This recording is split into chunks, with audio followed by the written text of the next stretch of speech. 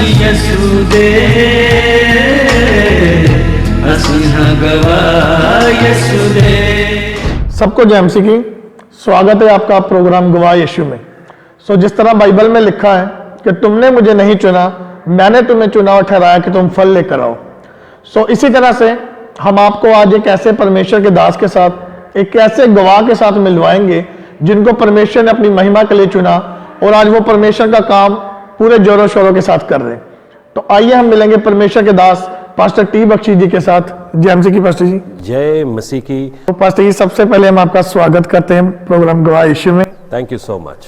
तो पास्टर जी, मैं सबसे पहले चाहता हूं कि आप दर्शकों को अपना इंट्रोडक्शन दीजिए कि आप कहां के रहने वाले हैं और कहां सेवकाई करते हैं। तो मेरा नाम पास्टर टी बख्शी है और अक्सर मैं अपने नाम के आगे टी इसलिए लगता हूं क्योंकि बहुत सारे लोग मेरा नाम बोल नहीं पाते हैं। मेरा नाम, पहला नाम तमोग्न बख्शी है और तमोग्न का मतलब जो है एक संस्कृत का शब्द है और इसका मतलब है तम मतलब अंधेरा, ओग्न मतलब हटाने वाला।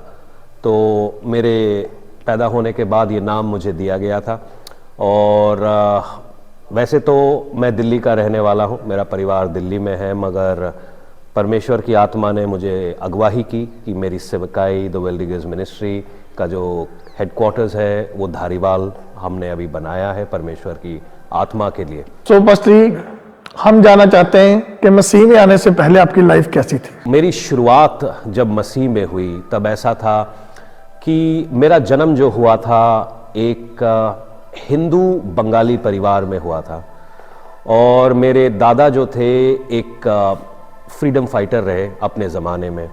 और जब बांग्लादेश के अंदर जो आज के तारीख में बांग्लादेश है मगर पहले बंगाल जो था वो पूरा बंगाल था, तो मेरे दादाजी उस ज़माने में स्वतंत्रता संग्राम में काफ़ी बढ़ चढ़ के हिस्सा ले रहे थे।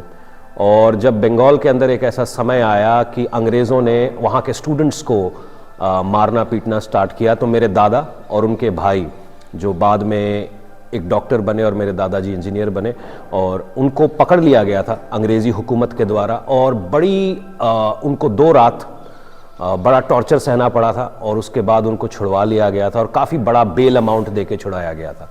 तो मेरे जहन में एक गुस्सा था मसीहों के खिलाफ और मेरे को जब कभी भी मौका मिला मैंने मसीहों को बहुत ताड़ना दी। जब कभी भी मुझे मौका मिला मैंने यीशु मसीह के बारे में गंदे जोक्स बोले, उसका मजाक उड़ाया।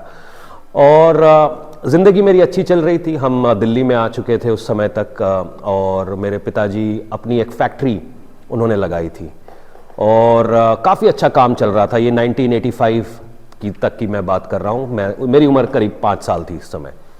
और अचानक से न जाने क्या हुआ कि हमारे फैक्ट्री में डाउनफॉल आने लगा। मेरे पिताजी काफ़ी पढ़े लिखे एक मेटलर्जिस्ट थे और डाउनफॉल इतना आ चुका था कि मेरे पिताजी अपनी ही लगाए हुए बिजनेस में एक नौकर का काम करने लग गए थे, एक मजदूर का काम करने लग गए थे।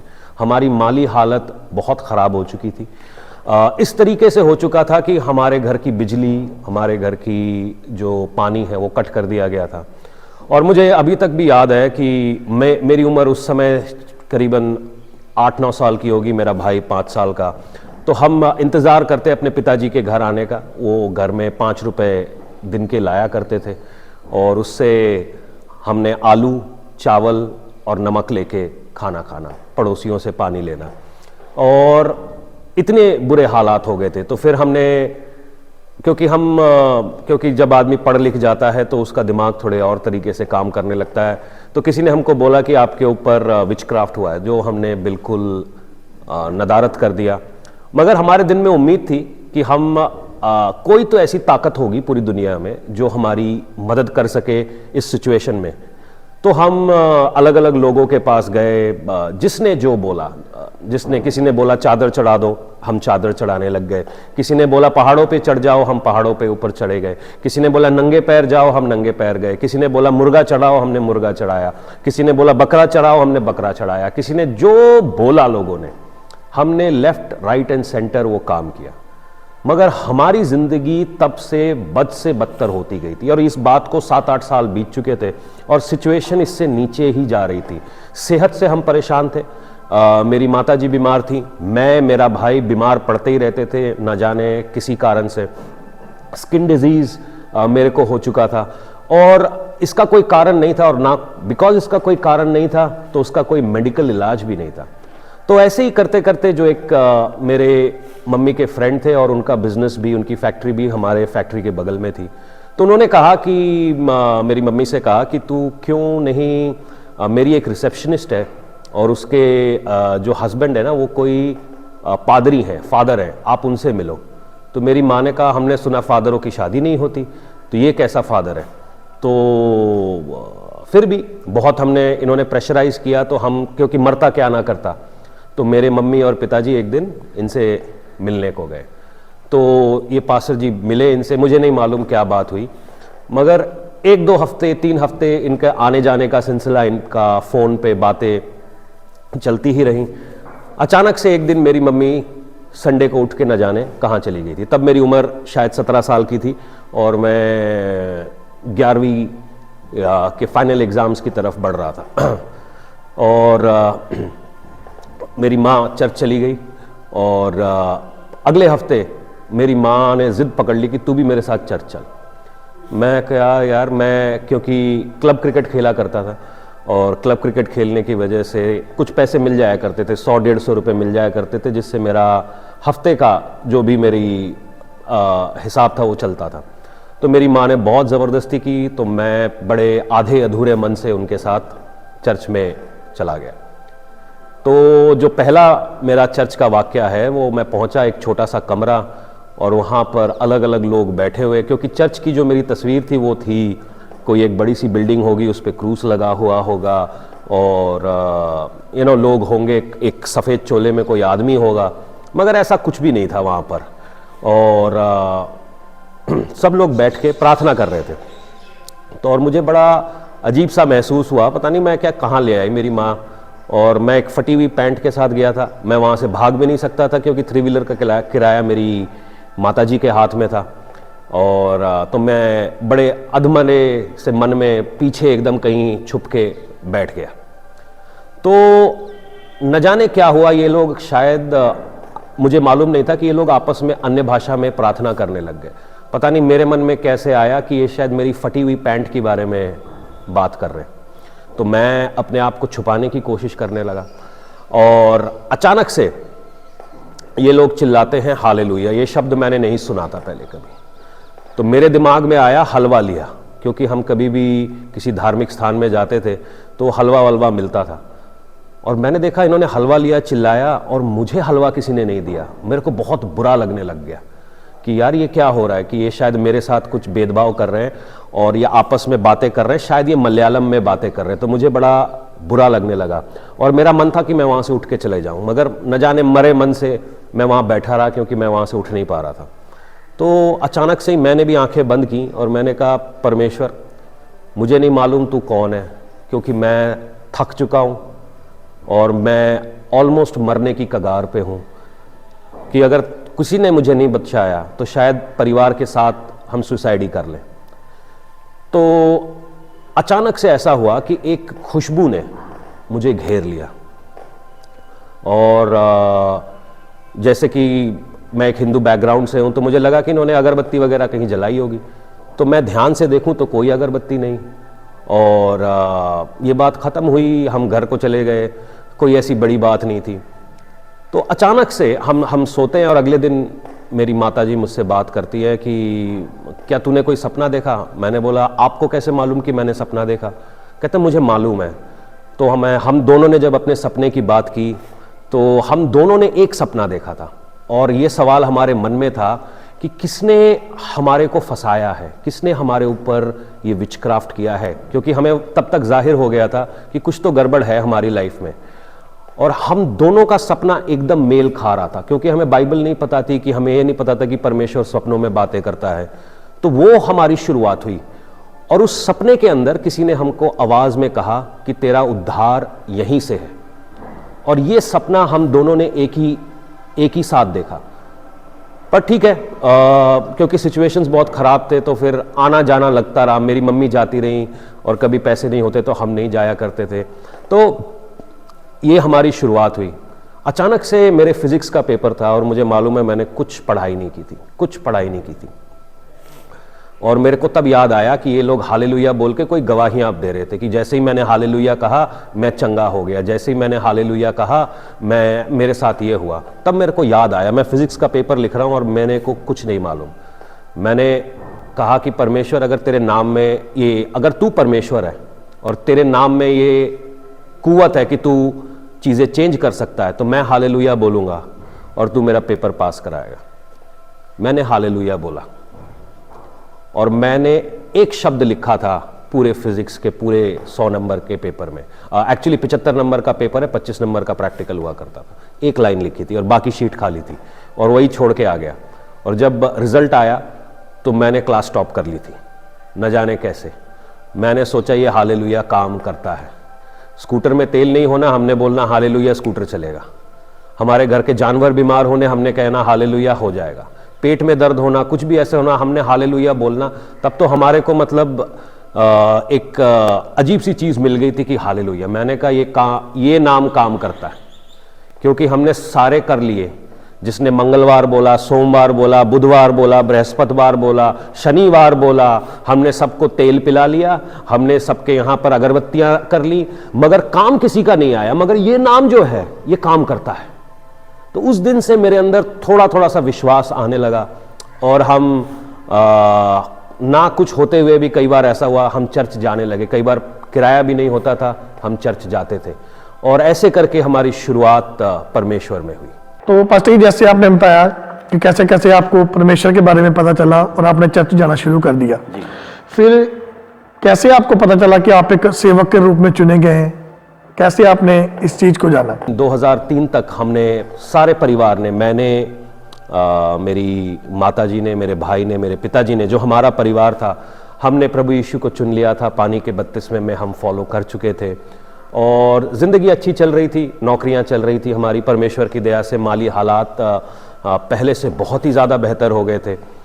लोग सोचते शायद चर्च जाने से आपको पैसे मिलते, पैसे नहीं मिल रहे थे। मगर जो भी हम विश्वास से बीज बो रहे थे, अपनी कमी घटी में भी परमेश्वर उसका प्रत्युत्तर दे रहा था। जो चीज़ें हमने सपनों में भी नहीं सोची थी, परमेश्वर वो कर रहा था और हम सक्सेस की सीढ़ियाँ चढ़ते जा रहे थे।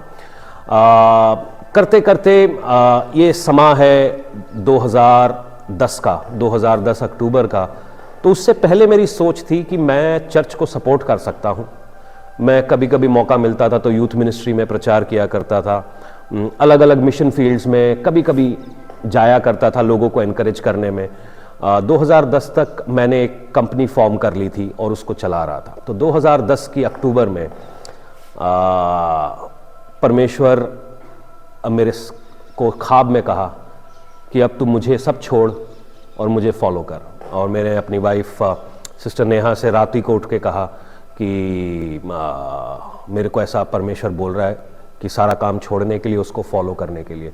मुझे लगा मेरी वाइफ बोलेगी कल सोच के बताऊंगी। उन्होंने बोला हाँ हाँ कर लो, और सो गई।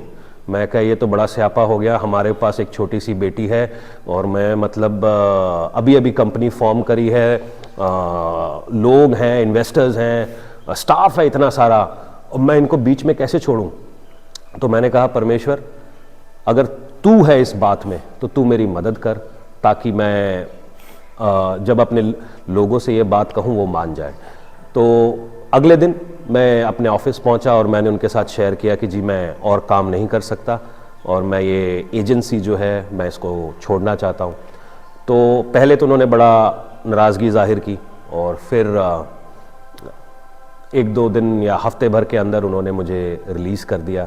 और उसके बाद मैं दिल्ली में अपने लोकल चर्च के अंदर सेवकाई करने लगा। तो पास्टर जी, जिस तरह हम देखते हैं कि जब एक पर्सन मसीह में आता है, खास करके जब वो सेवकाई में उतरता है, तो कई बार क्या होता है कि उसकी लाइफ में कोई प्रॉब्लम आ जाती है या कोई दुख परेशानी आ जाती है। तो कुछ लोग होते हैं वो क्विट कर जाते हैं, वो छोड़ जाते हैं। तो मैं जानना चाहता हूँ, जब आपने सेवकाई को शुरू किया तो आपकी लाइफ में कभी कोई ऐसा पल आया हो जब आपको लगा हो कि नहीं मैं छोड़ दूँ? बहुत ही वाजिब सवाल पूछा, क्योंकि सेवकाई और दुनिया में दो अलग अलग स्पिरिट्स काम करती हैं। एक दुनिया की आत्मा है जो आपको बोलती है सब तुझे चाहिए, सब खा ले। मगर सेवकाई का मतलब है त्याग। परमेश्वर ने जो त्याग और बलिदान हमारे लिए क्रूज पर दिखाया, उसी को वो एक्सपेक्ट करता है कि उसके दास, उसके जो चरवाहे हैं, वो अपनी भेड़ों के सामने एक नमूने को पेश करें। मेरा परिवार स्टार्ट हो चुका था, मेरी शादी हो चुकी थी, मेरे पास एक बच्चा था और काफ़ी चैलेंजिंग एक टाइम आया। मैंने अपने जॉब के समय में बड़ी सारी इन्वेस्टमेंट्स की हुई थी ताकि मैं अपना रिटायरमेंट के समय परमेश्वर की सेवकाई कर सकूं आराम से, मुझे किसी के ऊपर डिपेंड ना होना पड़े, हमेशा मेरा ये था। और तो जब हम सेवकाई में आए तो पहले 2 साल सेवकाई के अच्छे गुजरे, क्योंकि हम वो इन्वेस्टमेंट्स में से निकाल रहे थे और खा रहे थे। और अचानक से मुझे याद है कि परमेश्वर ने हमें 2013 की शुरुआत में या 2012 के अंत में, जब मैं फास्टिंग प्रेयर में था, तो परमेश्वर ने मुझे बोला कि गोवा जाना है, गोवा से शुरुआत करनी है इंडिपेंडेंट मिनिस्ट्री की। और हमने आपस में प्रेयर किया और मेरी वाइफ ने अग्री किया कि हमें गोवा जाना चाहिए और हम वहाँ पर सेवकाई स्टार्ट करें। और वहाँ से मेरे फाइनेंशियल चैलेंजेस स्टार्ट हुए कि हम गोवा के लिए निकल गए। और मैंने परमेश्वर से कहा कि खुदावन, अगर तूने मुझे बुलाया है तो तू मुझे इस्टेब्लिश करेगा। तो गोवा तक जाने का खर्चा, ठीक है, वहाँ पे रेंट्स पे करने, क्योंकि वहाँ कोई हमारे को जानता नहीं था। और मज़ेदार बात है, जो लोग पासबान थे, जो जानते थे और जो मदद भी करना चाह रहे थे, न जाने क्या हुआ, शायद परमेश्वर मुझे सिखा रहा था, उनके पास 2-2 मकान होते हुए भी उन्होंने मुझे मकान नहीं दिया। शायद ये परमेश्वर की सीख थी कि मैं उसके ऊपर ज़्यादा डिपेंड करना सीखूं, और मैंने परमेश्वर के ऊपर डिपेंड किया। एक दिन मुझे याद है कि मैं फास्टिंग प्रेयर में था, मैं परमेश्वर की आत्मा ने मुझे कहा कि 2013 के जब हम गोवा पहुँचे, उसके करीबन 1-2 महीने तक मैंने सेवकाई स्टार्ट नहीं की थी, क्योंकि मैं प्रेयर करना चाह रहा था। और मैंने कुछ दिनों का फास्ट रखा, तो परमेश्वर के आत्मा ने मेरे को कुछ बातों के लिए प्रेयर करने के लिए कहा। और सिचुएशन ऐसी थी कि मेरे बैंक में 40,000 रुपये थे।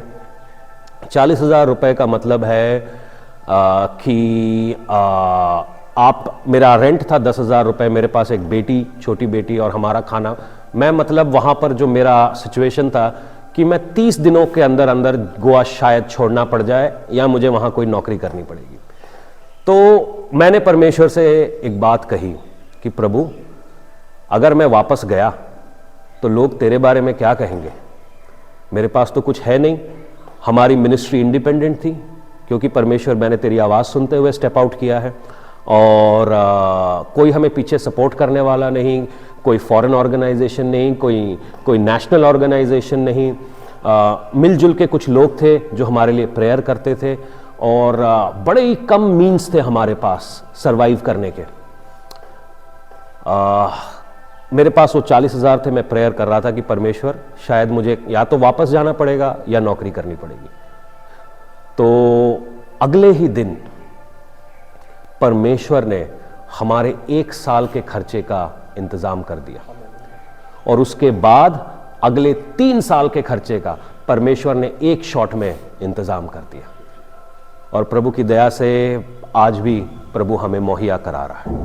तो जिस तरह पास्टर जी आपने बताया कि आपने 2010 में सेवकाई को शुरू कर दिया था, तो मैं जानना चाहता हूं, जैसे आज हम इंडिया में देख रहे हैं जो क्रिश्चियनिटी है, जो प्रीच है, वो ज़्यादा अभिषेक के ऊपर प्रीच हो रहा है, मसीह के ऊपर प्रीच हो रहा है, ना तो यीशु की बात कोई कर रहा है, ना स्वर्ग के बारे में कोई बता रहा है। तो बाइबल के अनुसार जो रियल अभिषेक है वो क्या है? अभिषेक वो है जो किसी भी किस्म के बंधन को तोड़ दे, चाहे वो शारीरिक हो, चाहे वो आर्थिक हो, चाहे वो आत्मिक हो, चाहे वो व्यवहारिक हो। आपके व्यवहार में कोई ऐसी चीज है, कुछ भी ऐसी चीज जो आपको परमेश्वर की उपस्थिति में जाने से रोकती है, अभिषेक इसलिए दिया गया है कि वो उसको तोड़ दे। कैसे कि आमोस की पुस्तक में लिखा है कि हमारा राजा आगे आगे जाता है और वो बाड़ों को तोड़ता हुआ जाता है। तो जो अभिषेक है वो शैतान के जुए को तोड़ने के लिए दिया गया है। कि जिस आदमी के ऊपर, जैसे आप प्रेरित पौलुस की कहानी पढ़ते हैं कि जब वो साउल थे और दमस्कस के रास्ते पर जा रहे थे, परमेश्वर उन्हें ज्योति में दिखा, और सबसे पहली चीज क्या हुई? साउल की जो शारीरिक आंखें थी वो बंद हो गई। फिर उसने अनानायास को हुक्म दिया कि तू प्रार्थना कर और अमनानायस ने जब उससे मस्से से भरकर परमेश्वर के हुक्म के अंदर ले हैंड्स किया, तब उसकी जो झिल्लियां थीं, जो शारीरिक झिल्लियां थीं, जिस तरीके से वो देखता था, सोचता था, बोलता था, कलीसिया को परसिक्यूट करता था, वो गिर गईं और वो परमेश्वर की हुजूरी में आ गया। यानी कि जो अभिषेक आपको परमेश्वर की हुजूरी में जोड़ता है वो अभिषेक है। जो अभिषेक आपको दुनिया में जोड़े रखता है उसका आप खुद ही समझदार हैं वचन से आप क्या है। तो पास्टर, जिस तरह हम देखते हैं कि बाइबल में लिखा है कि जब लोग सच्चाई को जानेंगे तो सच्चाई उन्हें आजाद करेगी। तो हम देख रहे हैं कि जो क्रिश्चियनिटी है वो बहुत तेजी से बढ़ रही है, मतलब जी काफी लोग जो परमेश्वर में आ रहे हैं। हाँ, परमेश्वर में आ रहे हैं जी। तो उसके दौरान कुछ लोग ये बोलते हैं कि ये जो क्रिश्चियन है ये पैसा देके धर्म परिवर्तन करते हैं या लालच देके धर्म परिवर्तन करते हैं। तो मैं जानना चाहता हूँ, जैसे आप भी एक अन्य जाति परिवार से आए, तो जब आप परमेश्वर में आए आपको कितने पैसे दिए गए, या आपने अपनी सेवकाई में कभी देखा हो किसी को पैसे देके किसी का धर्म परिवर्तन किया? सबसे पहले तो मेरा सवाल है, अगर मिल रहे हैं तो मुझे तो नहीं मिला, मुझे दिलवा दो। ठीक है जी, मुझे तो चाहिए। और अगर कहीं मिल रहा है तो प्लीज़ दिलवा दो, क्योंकि हम मिलेगा तो भला होगा, पैसे किसको बुरे लगते हैं जी। तो अगर मिल रहे हैं तो मुझे भी दिलवा दीजिए। दूसरी बात, जो चर्च है, ठीक है, चर्च के अंदर जब कोई भी मैं आया विश्वास में, तो कभी ऐसा नहीं हुआ कि चर्च से पैसे मिले। अक्सर ऐसा हुआ कि चर्च में हमने बीज बोया। ठीक है। दूसरी चीज़, चर्च उसी से चलता है, क्योंकि जब विश्वासी बीज बोते हैं कलीसिया उसी से चलती है। ठीक है। दूसरी चीज़ ये है कि अगर कोई व्यक्ति यूं कह रहा है कि पैसे दे के क्रिश्चियन बनाए हैं, तो मैं आज उनको खुला बोल रहा हूं, आपके पास ज़्यादा पैसे हैं, आप उनको दे के डबल दाम दे के वापस खरीद लो। अगर किसी ने 100 रुपये दे के किसी को क्रिश्चियन बनाया है, आप उनको 500 रुपया दो और उनको वापस जिस भी जाति या जिस भी धर्म से वो आए हैं उनको वापस खींच लो, अगर बात पैसे की है तो। पस्ती, जिस तरह जो लोग अभी भी अंधकार में हैं, जो लोग अभी भी पाप में फंसे, आप उनके लिए क्या मैसेज देना चाहते हैं? देखिए, जैसे अंधेरे का जो ओनली ऑप्शन है कि आपको रोशनी ऑन करनी पड़ेगी। अगर आप अंधेरे से मुर्दा या अंधेरे से निकलना चाहते हैं तो आपको रोशनी ऑन करनी ही पड़ेगी, उसके अलावा कोई ऑप्शन नहीं है। तो मैं आज आपको खुल के बोलता हूँ, मार्ग, सत्य और जीवन यीशु ही है, बिना उसके उद्धार नहीं है। जगत की ज्योति प्रभु यीशु ही है। अगर आज आप कोई भी मुसीबत में है, कोई भी दुख में है, कोई भी तकलीफ में है, शायद नफरत है, डिप्रेशन है, कोई और चीज़ जो आपको परेशान कर रही है, आप खुश नहीं रह पा रहे हैं, मैं आज आपको अपने अनुभव से कह रहा हूँ। ये किसी ऐसा नहीं समझिएगा कि कोई कलीसिया का पादरी बोल रहा है। एक भाई दूसरे भाई या दूसरी बहन से बात कर रहा है। अपने कमरे में जाओ और एक बार यीशु को पुकार के देखो। जब मैं इसी अंधेरे से गुजर रहा था तो मैंने यीशु को पुकारा, और आज मैं बहुतों के लिए एक आशीष का कारण बना हूं। क्यों? क्योंकि मैं इस लायक नहीं था। प्रभु यीशु जब से मेरी जिंदगी में आया, रास्ते बदल गए, चीजें बदल गई, हालात बदल गए। अगर आज आप अपने हालात बदलना चाहते हैं तो एक मुलाकात प्रभु यीशु के साथ बहुत लाजमी है। तो पास्टर जी, हम आपका बहुत बहुत धन्यवाद करते हैं, आपने अपना कीमती समय दिया। हमारी पूरी गवाह यीशु की टीम आपका बहुत बहुत धन्यवाद करती है। Thank you pastor ji. Thank you so much. God bless you. जय मसीह की। तो जिस तरह आपने देखा कि कैसे परमेश्वर ने इनके जीवन में कार्य किया, कैसे परमेश्वर ने इनको अपनी महिमा के लिए चुना, और आज ये परमेश्वर के सुसमाचार को फैला रहे हैं। मेरा विश्वास है इस बड़ी गवाही के द्वारा परमेश्वर आपके जीवन में एक बड़ा बदलाव लेकर आएगा। सबको जय मसीह की। अगर आप परमेश्वर के कामों को आगे बढ़ाने के लिए इस सेवकाई में अपना योगदान देना चाहते हैं तो आप इस QR कोड को स्कैन करके गूगल पे के द्वारा अपने दान भेज सकते हैं। अगर आप विदेश से अपने दान भेजकर परमेश्वर के कामों को बढ़ाना चाहते हैं तो आप इस बैंक डिटेल्स का इस्तेमाल करके अपने दान भेज सकते हैं। परमेश्वर आपको आशीष दे। तो मेरे प्रिय भाई बहनों, अभी आपने एक बहुत बड़ी अद्भुत गवाही को सुना। तो मेरा विश्वास है परमेश्वर इस गवाही के द्वारा आपके जीवनों में 100 गुना फलों को लेकर आएगा। आप इस टेस्टिमनी को अपने दोस्तों के साथ, फैमिली मेंबर्स के साथ शेयर ज़रूर करें ताकि वो भी जान सके कि परमेश्वर कैसे लोगों के जीवन में काम कर रहा है। मेरा विश्वास है परमेश्वर इस गवाही को सुनने के बाद आपके जीवनों को सेम नहीं रहने देगा। आप हमारे चैनल गवाह यीशु दे को सब्सक्राइब कर लें ताकि आने वाले दिनों में आप परमेश्वर के और गवाहों के साथ मिल सके। अगर आप भी अपनी टेस्टिमनी हमारे साथ शेयर करना चाहते हैं तो नीचे आपको एक ईमेल आईडी दिखाई दे रही होगी, आप उस ईमेल पर अपनी डिटेल शेयर कर दें, हम आपके साथ कांटेक्ट ज़रूर करेंगे। मेरा विश्वास है परमेश्वर आपके जीवनों को सेम नहीं रहने देगा। God bless you all. सभी को जय मसीह। ਅਸੀਂ ਯਿਸੂ ਦੇ ਅਸੀਂ ਹਾਂ ਗਵਾਹ ਯਿਸੂ ਦੇ।